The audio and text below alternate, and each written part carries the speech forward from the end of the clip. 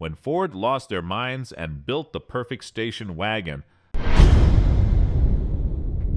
In 1964, Ford built a perfectly sealed, soundproof glass isolation chamber for children and placed it exactly in a lethal crumple zone.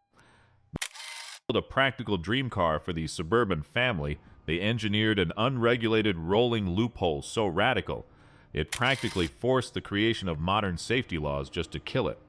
In the early 1960s, Ford attempted to completely dismantle the legal and structural definition of the American passenger car. Forget mild styling tweaks or minor chassis upgrades.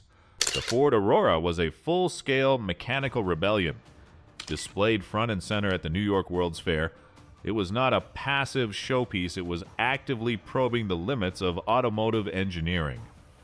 By deploying 23 highly experimental features ranging from aerodynamic extraction loopholes and photonic manipulation to a complete reimagining of passenger ingress and that terrifying cabin isolation, Ford was testing exactly how far they could push a heavy-duty chassis before the law pushed back.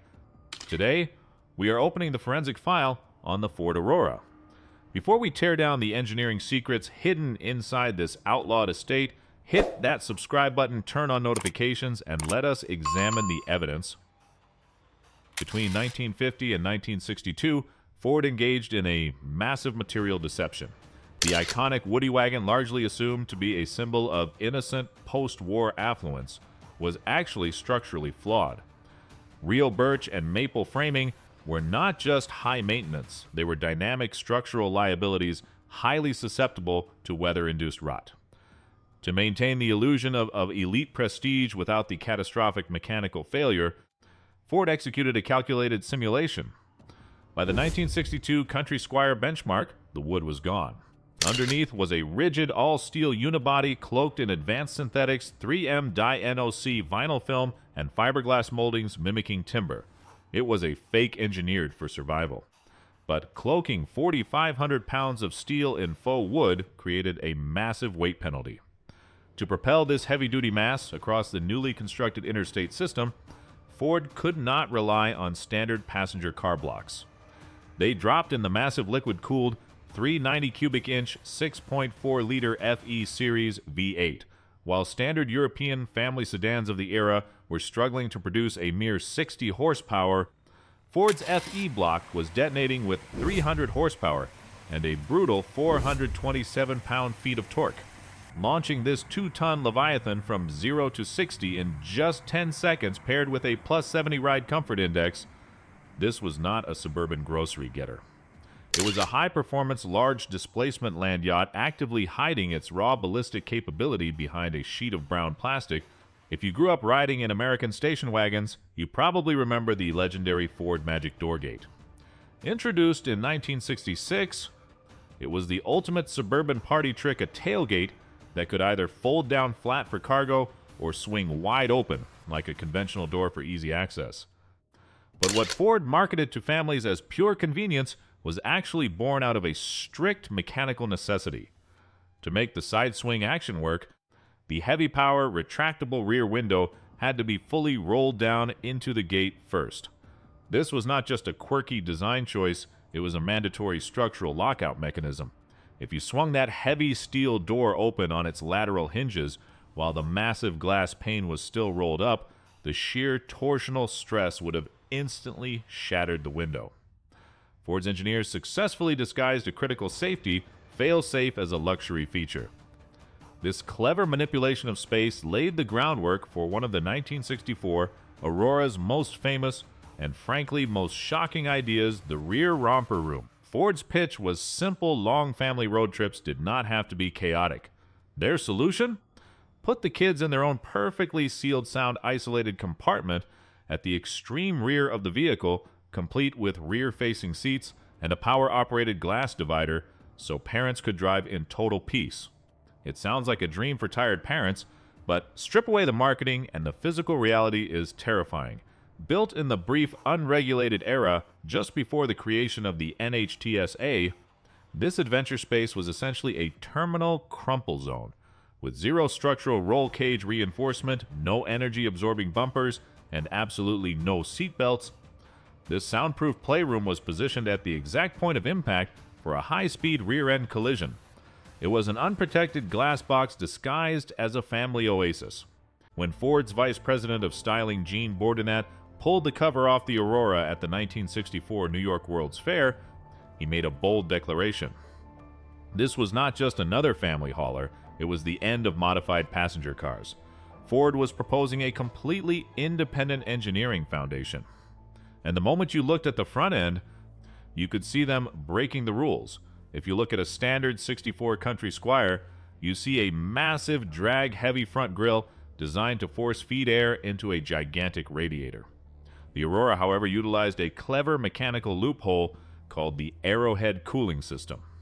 Instead of a blunt force grille, Ford placed intakes on the sides of the hood. As the vehicle moved, the fast, low-pressure slipstream rushing over the hood naturally pulled hot air out of the engine bay. This extraction effect was so thermally efficient that Ford could drastically shrink the radiator core, creating a tight aerodynamic front end that was decades ahead of its time. But Ford did not stop at bending the laws of aerodynamics. They took direct aim at the laws of the United States. Look closely at the Aurora's headlights. You will not find the standard round bulbs. Instead, Ford installed a mini-bank system, a continuous array of 12 1-inch microlite lamps.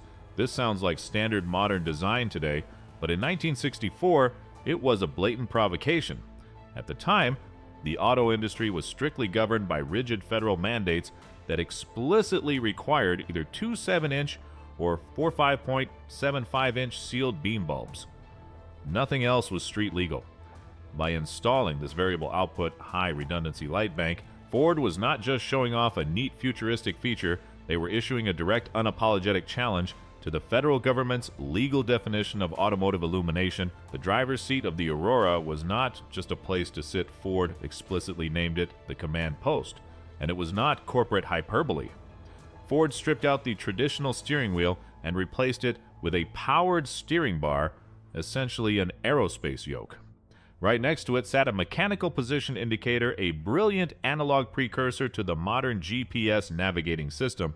By 1969, Ford evolved this madness into the Aurora 2, built on the heavy-duty LTD Country Squire chassis. They completely eliminated the structural B-pillars and reversed the rear door hinges, creating a gaping 6-foot wide opening that exposed a literal rolling lounge. The engineering was so radical that it caught the attention of legendary director Stanley Kubrick, who was actively scouting vehicles for his sci-fi masterpiece 2001: A Space Odyssey. But when Kubrick evaluated Ford's design, he explicitly rejected it. Let that sink in. A station wagon concept designed by a Detroit automaker in the 1960s was rejected by the director of the most iconic sci-fi film in history. Not because it was outdated, but because he concluded the vehicle was simply too futuristic for 1968 audiences to believe it was real. The Aurora was a glimpse into a future that was almost immediately criminalized. By the time the final titans of the American estate, the 1968 to 1975 LTD Country Squires, rolled off the assembly line, the golden era of the unregulated wagon was dead. To comply with federal mandates, the raw 300 horsepower of the early 60s was aggressively detuned to a sluggish 265.